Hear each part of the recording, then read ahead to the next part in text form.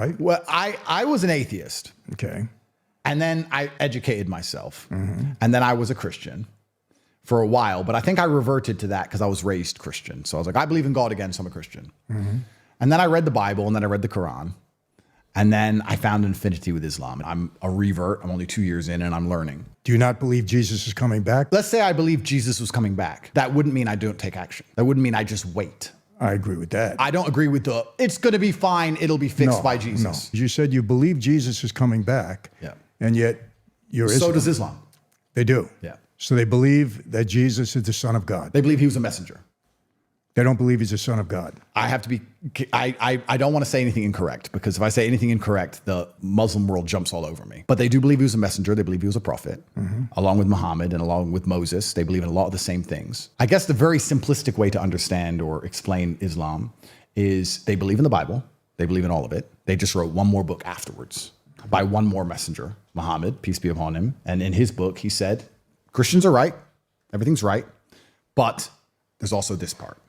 That's the very simplistic view of it. In Islam, we don't have usury, for example. There's no interest allowed. It says in the Quran, if you have a society based on interest and based on debt and based on banking, you're going to be controlled by evil. It says in the Quran in the 14th century. And if you worship money, you're corruptible. Some of the first world Islamic nations are the most beautiful places on earth. Bahrain, Kuwait, Dubai, United Arab Emirates. These are gorgeous places with no crime, with no tax. And the tallest buildings in the world, perfect roads, 0% tax rate. No tax. Yeah, no tax. Explain that, government. And they built these beautiful places, and everyone's safe, and society functions, and everything's gorgeous. Obviously, you have third world Islamic nations with problems. You can go to Africa and find third world Christian nations. Yeah, absolutely. And you will see how they treat women. People say, oh, Islam's bad to women. We'll see how they treat women in Africa and Christian nations. You're right. It's third world versus first world. Let me ask you, is there a reason you were drawn more to Islam than Christianity? I read both books. I don't know if it was my time inside of Islamic countries. I felt God. I felt it more when I went to the mosque. If Islam can preserve Islamic societies, if women are women, if men are men, if even in war zones, even you can look at the worst countries on the planet today, they're Islamic countries. If they're still all praying, they're still all with their wives, they're still all feeding. God is the only thing they've got. They don't have anything else. They're not afraid to die for what they believe in. God is all they've got left. I'm just saying perhaps it's as simple as if I send my children to school in Dubai,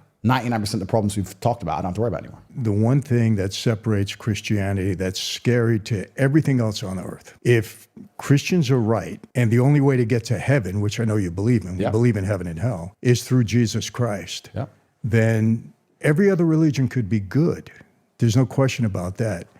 But the separation is that if you don't believe Jesus is the Son of God, that's right, then you don't get to heaven. People have to make that choice. That's the one separation. And that's important. And that's something you really need to figure out and think about. When I came to Christ, what separates everything else from me is if I want to enjoy eternity and be in heaven, then I have to accept Christ. So when you study Islam and you get there in 2 years, just remember, I have a lot of Islamic friends. I have so many people online trying to convert me to Islam. I bet you do, yeah. And you know what? They're so nice about it. So many of you I respect, so many I met in prison, they carry themselves best in prison. Bailey, who I live with, is